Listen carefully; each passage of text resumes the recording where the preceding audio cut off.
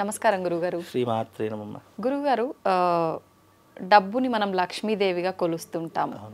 అయితే అటువంటి లక్ష్మీదేవిని మనం డబ్బులు లెక్కించేటప్పుడు చాలా మంది ఇట్లా తడి చేసుకొని కౌంట్ చేస్తూ ఉంటారు.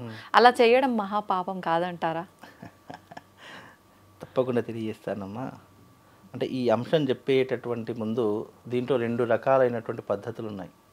అయితే తడి అనేటటువంటిది అంటే వాటర్ని వాడవచ్చు, కానీ చాలా మంది నోటిలో ఇట్లా ఉమ్ముని వాడుతూ ఉంటారు. అవును.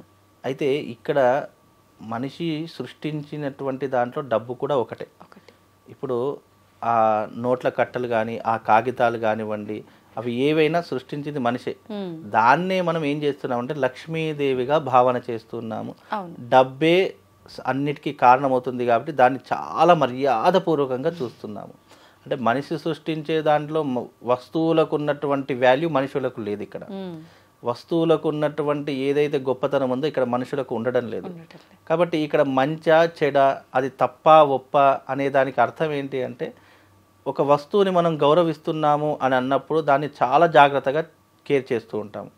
అందులో ఈ డబ్బు అనేటటువంటిది ఏదైతే ఉందో మీరు అడిగారు కదా, ఈ ఉమ్ముని పెట్టి ఈ నోట్లను లెక్కిస్తూ ఉంటాము అనేటటువంటిది అది కొంతవరకు తప్పు అని భావన చేసుకోవచ్చు. బికాజ్ ఎందుకు అనంటే మనము ఏదైతే మన శరీరంలో వ్యర్థ పదార్థాలు ఉన్నాయో వాటిని ఎప్పటికీ కూడా మనం వాడకూడదు అనేటటువంటి సనాతన ధర్మం తెలియజేసింది. అందులో ఈ ఉమ్ము అనేటటువంటిది ఒకటి. ఈ యొక్క తడితో చేసినటువంటి లోటును లెక్కించడం ద్వారా ఆ నష్టమే తప్ప దాంట్లో అదృష్టం అనేటటువంటిది వరించదు. దానికోసము వాటర్ ఉన్నాయి, వాటర్లో తడి చేసుకొని మనం మామూలుగా లెక్క పెట్టుకోవచ్చు. అలాగే మిషన్లు వచ్చేసాయి, మిషన్ల ద్వారా లెక్క పెట్టుకోవచ్చు. కానీ చాలా మంది కొంతమంది తెలియనటువంటి వారు నోటితో ఉమ్ముతో దాన్ని కౌంట్ చేస్తున్నారు. కానీ దాన్ని మనం ఏం చేస్తున్నాము, అది ధనం అనేటటువంటిది మనిషిని నడిపించే ఒక ఇంధనం. దాన్ని మనం ఎంత భయంగా చూసుకుంటాము అని అంటే కనుక, ఎంత జాగ్రత్తగా చూసుకుంటామంటే, ఇప్పుడు ఒకవైపు డబ్బు పెట్టి మరోవైపు మనిషి పెట్టారు, ఒక ఇష్టమైనటువంటి వ్యక్తిని పెట్టావనుకో, ఇష్టమైన వ్యక్తి కావాలా నీకు ఈ డబ్బు కావాలా, ఫస్ట్ ఆఫ్ ఆల్ మనిషి ఆలోచించే డబ్బే కావాలి అనేటటువంటి ఆలోచన మైండ్ సెట్ మనిషికి ఉంటూ ఉంటుంది. కనుక ఇక్కడ మనిషికి విలువ, డబ్బుకే విలువ. అలాంటి విలువనిచ్చేటటువంటి ఒక వస్తువుని మనము ఎప్పుడైతే అజాగ్రత్తగా చూస్తామో, ఎప్పుడైతే దాన్ని నెగ్లెక్ట్ చేస్తామో దాని వాల్యూ తగ్గిపోతుంది. వాల్యూ తగ్గిపోయినప్పుడు మనిషిలో ఉండేటటువంటి ఏదైతే భావన ఉంటుందో, మనం సృష్టించిందే కదా, మనం చేసిందే కదా, ఉమ్ము పెడితే ఏమవుతుంది, ఏది పెడితే నువ్వు ఇప్పుడు మనం సపోజ్ దీపావళి వచ్చిందంటే మనం పూజించేది డబ్బు కట్టలు ముందర పెట్టుకొని పూజిస్తూ ఉంటాము, చిల్లర నాణాలు ముందు పెట్టుకొని పూజిస్తూ ఉంటాము, బంగారాన్ని పూజిస్తూ ఉంటాము. ఇలా అంటే ఒక పూజనీయమైనటువంటి వస్తువు ఏదైతే మనం భావన చేసుకుంటున్నామో దానిని నువ్వు ఎప్పుడూ కూడా దానిని ఏమంటారు, ఈ అపశుభ్రం చేయకూడదు, ఎప్పుడూ కూడా శుభ్రంగా ఉంచాలి. నువ్వు ఎప్పుడైతే ఈ ఉమ్ముతో నువ్వు పెడుతున్నావో అది అలక్ష్మిని తెచ్చిపెడుతుంది. లక్ష్మీదేవి ఉన్నట్టే అలక్ష్మి కూడా ఉంటుంది. మనకి ఎప్పుడైతే అదృష్ట లక్ష్మి ఉంటుందో దానికి వెనకనే దరిద్ర లక్ష్మి కూడా ఉంటూ ఉంటుంది. కాబట్టి మనం ఎప్పుడైతే మనం చేసేటటువంటి పనుల ద్వారా మనకు దారిద్ర్యం చుట్టుకుంటుంది అంటే ఇలాంటి పద్ధతిలో కూడా ఎక్కువగా ఉంటుంది. మళ్ళీ డబ్బులు ఎప్పుడు కూడా ఈ చేతిలో పట్టుకొని ఇలా లెక్క పెట్టకూడదు. ఎప్పుడు కూడా డబ్బులు అనేటటువంటివి ఎలా లెక్క పెట్టాలంటే ఇట్లా పెట్టుకొని మన దిక్కు లెక్క పెట్టుకోవాలి.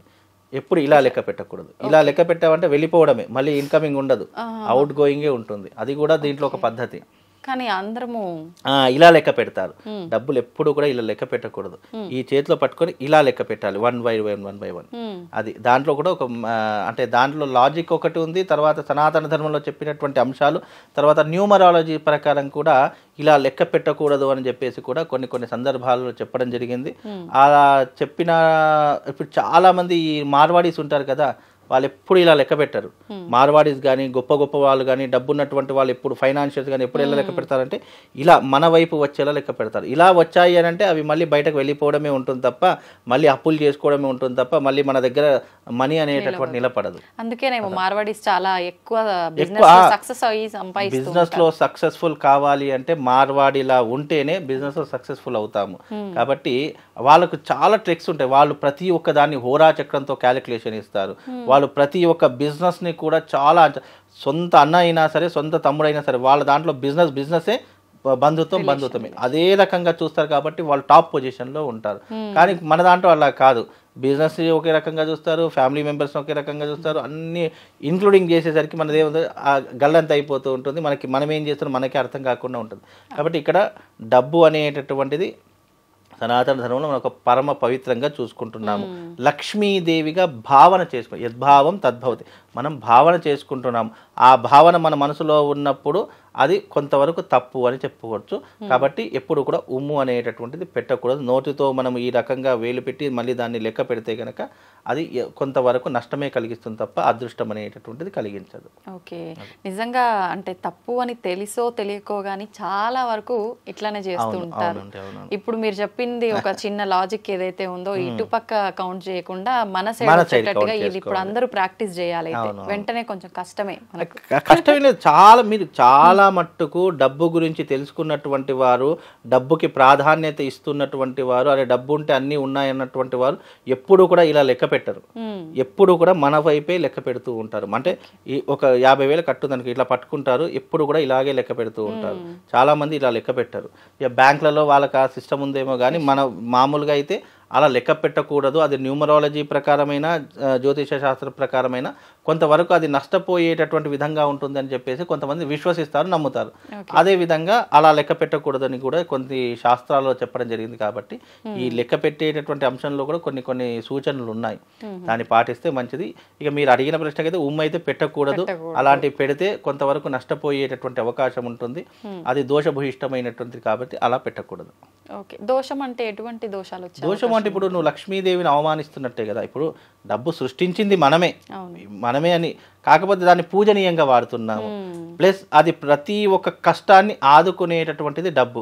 అలాంటి మన కష్టాన్ని, మన ఆపదలను, మన యొక్క అవసరాలను మనకు ఇస్తుంది అని అన్నప్పుడు దాన్ని ఎంత జాగ్రత్తగా చూసుకుంటే అంత మంచిది. దాన్ని గౌరవించి చూసుకోవడం మంచిది. ఇప్పుడు గౌరవించే వ్యక్తికి ఒక చెప్పదెబ్బ కొడితే అతను గౌరవిస్తాడా? అంతే. అలాగే మనకు సపోర్ట్గా ఉన్నటువంటి ఒక డబ్బు, మనల్ని ఆదుకునేటటువంటి ఒక డబ్బు, ఈరోజు మనం భోజనం చేస్తున్నాము అంటే దానికి కారణం కూడా డబ్బు లేకపోతే ఎవరు కూడా ఒక ముద్ద కూడా పెట్టరు. అలాంటి దాన్ని నువ్వు గౌరవిస్తే అది నిన్ను ఎప్పుడూ కూడా సంరక్షణగా చూసుకుంటుంది. లేదు అంటే అది ఎప్పుడు నీ దగ్గర నుంచి అవుట్ గోయింగే తప్ప ఇన్కమింగ్ అనేటటువంటిది ఉండదు. కాబట్టి అది ఒక లాజిక్. ప్లస్ ఇదొక సనాతన ధర్మంలో అలాంటివి వాడకూడదు, అలాంటివి పెట్టకూడదు అనేటటువంటిది కూడా ఒకటి ఉంటుంది. కాబట్టి ఈ అంశాన్ని బేస్ చేసుకుని చాలా మటుకు ఇక నుంచి అయినా తెలియనటువంటి వాళ్ళు తెలుసుకుని జాగ్రత్తగా ఉండడం చాలా మంచిది. గురుగారు, ఇంకొక చిన్న డౌట్, మనం పర్సుల్లో డబ్బులు పెట్టుకుంటుంటాం కదా, అట్లా పెట్టుకునేటప్పుడు కూడా మడతేసి పెట్టొద్దు అని చెప్పి అంటుంటారు, అది నిజమేనా? అంటే ఎలా నోట్ అయితే ఉందో అలానే స్ట్రైట్ గా పెట్టాలి? అట్లాంటిది ఎక్కడ లేదు. కానీ నువ్వు మడత వేసి పెట్టుకున్నా, ఎలా పెట్టుకున్నా డబ్బు అనేటువంటి నిల్వ ఉండడానికి మార్గాలు ఉన్నాయి తప్ప నువ్వు ఏ రకంగా దాచుకున్నావు అనేటటువంటిది మార్గాలు ఉండవు. పూర్వకాలం ఎందుకు, పాతకాలంలో హుండీలలో డబ్బులు వేసేటటువంటి వారు, దాంట్లో మనం అదే రకంగా నోటీస్ తింటే పట్టదు కదా, మడితే వేసేవాళ్ళు. అట్లాంటి సెంటిమెంట్స్ మరీ డబ్బు గురించి చెప్పారా, మరీ అంత సెంటిమెంట్స్ మరీ అంత పెట్టకూడదు. అంటే చిందరవందరగా ఆర్గనైజ్ చేసుకోవడము, మడత పెట్టి ఎట్లా పడితే అట్లా వేయడం. డబ్బులు ఎక్కడ పెడతాము? మా అయితే పర్సులో పెడతాము, పాకెట్లో పెడతాం. ఇప్పుడు నా పాకెట్లో ఒక 20,000 పట్టాలి అని అంటే నేను తప్పనిసరిగా ఫోల్డ్ చేసే పెట్టాలి. నేను అదే రకంగా పెడితే నా పర్సు ఫోల్డ్ కాదు కదా. కాబట్టి అది అంత పెద్ద చెప్పుకోవాల్సినటువంటి అంశమేం కాదు. నువ్వు ఎలాగైనా పెట్టుకో, కానీ డబ్బుని దాచుకునే విధంగా పెట్టుకో, జాగ్రత్తగా కాపాడుకునే విధంగా పెట్టుకో, అనవసరమైనటువంటి వాటికి ఖర్చు పెట్టకుండా పెట్టుకో. నువ్వు డబ్బుని ఏ రకంగా పెట్టుకున్నావని ఎవరు అడగరు, నువ్వు దాచుకున్నావా లేదా, నీ దగ్గర డబ్బు ఆగుతుందా లేదా, ఇది ప్రధానంగా చూసుకోవాలి. కానీ మరీ డబ్బు ఉంది కదా నువ్వు మడత పెట్టి పెట్టుకోకూడదు ఇలా అని చెప్పేసి అలాంటివి పెట్టకూడదు. అలాంటి అనుమానాలు ముందు తీసుకురాకూడదు. మనం అలా తీసుకొస్తే ఇక 10,000 పెట్టి 20,000 పెట్టుకున్నారు, 5,000 పెట్టుకుంటారు. రేపు రోజు బయటకు వచ్చిన ఏదైనా ఆపద వచ్చిందంటే మళ్ళీ 10 మందికి ఫోన్ చేయాల్సి వస్తుంది. కాబట్టి నువ్వు ఈ డబ్బుని ఏ రకంగా పెట్టుకున్నా జాగ్రత్తగా పెట్టుకోవడం చాలా మంచిదమ్మా. అలాగే గురుగారు, ధన్యవాదాలు. శ్రీమాత్రే.